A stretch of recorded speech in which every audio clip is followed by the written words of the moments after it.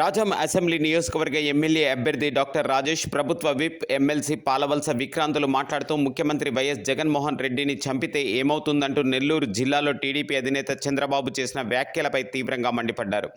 ప్రజాక్షేత్రంలో వైఎస్ జగన్ను ఎదుర్కొనే దమ్ము చంద్రబాబుకు లేదని అన్నారు. అందుకే రాష్ట్రంలో శాంతి భద్రతలకు విఘాతం కలిగించేలా రెచ్చగొట్టే వ్యాఖ్యలు చేస్తున్నారని పేర్కొన్నారు. ఎవరు ఎన్ని కుట్రలు చేసినా మరోసారి వైఎస్ జగన్మోహన్ రెడ్డి ముఖ్యమంత్రి కావటం ఖాయమని ధీమా వ్యక్తం చేశారు. రాజాం నియోజకవర్గానికి విజయనగరం జిల్లా పెద్దలు బొత్స సత్యనారాయణ, జిల్లా పరిషత్ చైర్మన్ మజ్జి శ్రీనివాసరావు నిధులు తీసుకువచ్చి మరింత అభివృద్ధి చేస్తారని స్పష్టం చేశారు.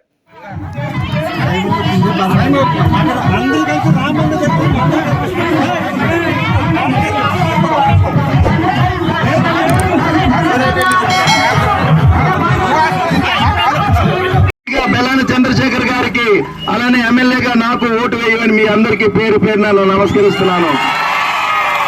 ఈ సందర్భంలో ఒక చిన్న మాట చెప్పాలనుకుంటున్నాను. మనందరం ఉత్తరాంధ్రకు చెందిన వాళ్ళం. మనకి ఒక సచివాలయ వ్యవస్థ మన ఊర్లో ఉంటే మనం ఎంత అభివృద్ధి చెందుతున్నాం. మనకి ఏ అవసరం వచ్చినా సచివాలయం ఆదుకుంటుంది. ఇప్పుడు ఎక్కడికి తిరగాల్సిన అవసరం లేదు. అలాంటిది జగన్మోహన్ రెడ్డి గారు మనకిచ్చిన పెద్ద గిఫ్ట్ ఏంటో మీకు తెలుసా? రాజధానిని విశాఖపట్నం చేయడమే మనకిచ్చిన పెద్ద గిఫ్ట్.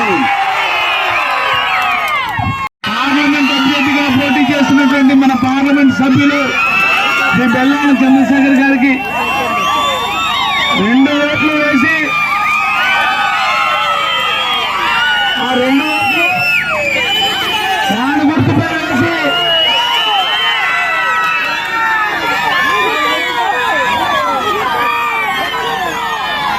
అవతల వ్యక్తులకి ఏం చేస్తారు? హరతాక కూడా చేయాలని ఈ సందర్భంగా మిమ్మల్ని కోరుతున్నాను. ఎందుకంటే జగన్మోహన్ రెడ్డి గారు అన్ని